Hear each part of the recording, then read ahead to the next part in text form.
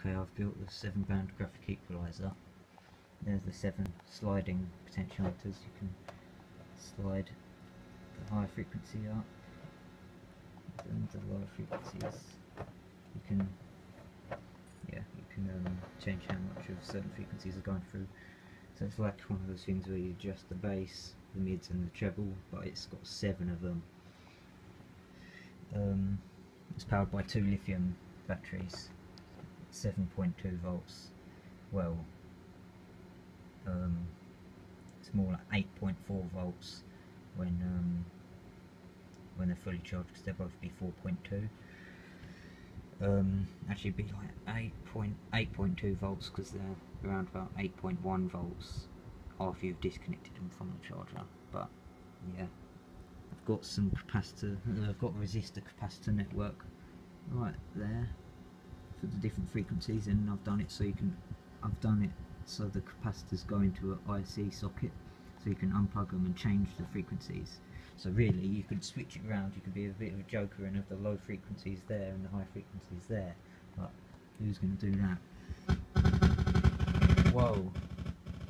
Yeah, that's what I mean about all the interference. My phone must have been doing something then, because yeah, I think it was just receiving something from Facebook Messenger, but all that interference just came from my phone that I'm holding. It's not plugged in, my phone isn't plugged in to anything, not even the charger, so that's how much interference just went to that.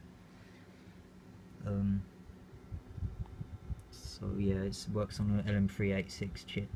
It's an op amp, and I've set the gain to 20 as a default. With a capacitor, I've only just worked that out because I didn't have anything connected between pins 1 and 8, and it was sort of working, but now I've put a capacitor there and it's sorted. So yeah, I'll put it all in a case. Hopefully I'm going to get the laser cut case, which would be pretty cool. Obviously not laser cut by me, because I'd need something like an 80 watt CO2 laser or something. 80 watts, which is mental. But I'm just going to put this case over it. That's a bit of shielding, so you put my hand near it, it won't go like crazy. I'm going to just play some music through it, and then you'll be able to notice the difference when I turn the different frequencies up.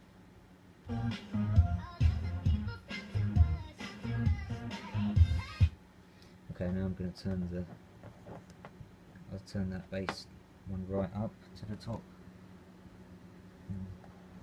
If I put Tipex on the ends of these, then it would really, you'd really be able to see them. But okay, I've put the bass one there, and then the one that's next to it, just that, and then all the other ones, including the highs, are all the way down. So I'm going to play it.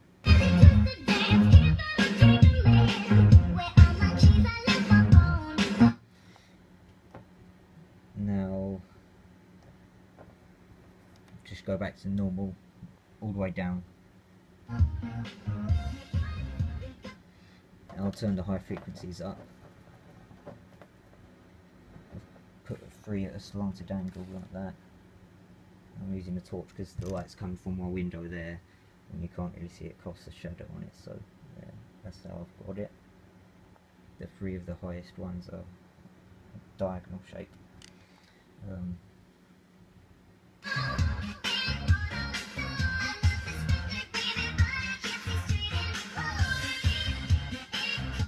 Okay, that was that, and I'll just put it all the way down back to normal again, and then you can hear the difference.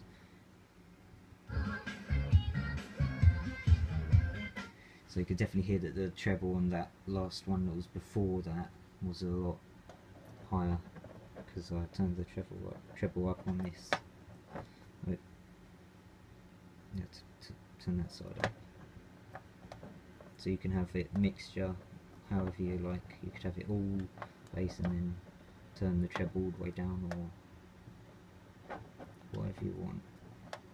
And if you find out, really I don't know what these frequencies are exactly, but I've put the capacitors in there. I could calculate it, but I can't be bothered and I could probably connect it to the oscilloscope and then sweep through a frequency on a signal generator, and then see where it peaks out at, and then do that for each one and find the frequencies that they're at.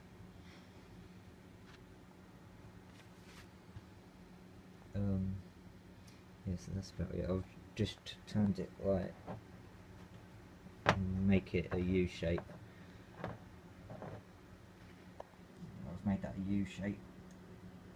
So lots of the bass, lots of the high frequencies, and then the mid-range roundabout vocals being cut down a little bit.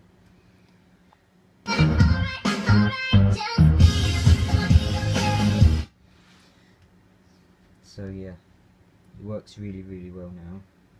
Still got some interference, like you can hear it like a hissing noise, but it should be a little bit less interference when it's all in the metal case, because I'm going to get some, hopefully it'll be 2mm thick aluminium sheet. It will be laser cut, and then with the grooves cut in it, because with like a piece of wood or anything, if I'm trying to cut that wood, all those tiny little grooves through it, it's just going to snap. Like, I won't be able to do that. That'll be a lot neater with it laser cut. And the metal casing will stop the interference, hopefully. And then the sides will be like wood on the sides, because there's going to be a metal case going like right on the bottom and then up the side of the front panel, where you're turning up and down the volume, and then you'll be along the top as well, and then the back and then the two sides, they'll be made out of wood. And I could probably get some of the tape that I used to make this Leyden jar. I'd probably get some of that aluminium tape and use that to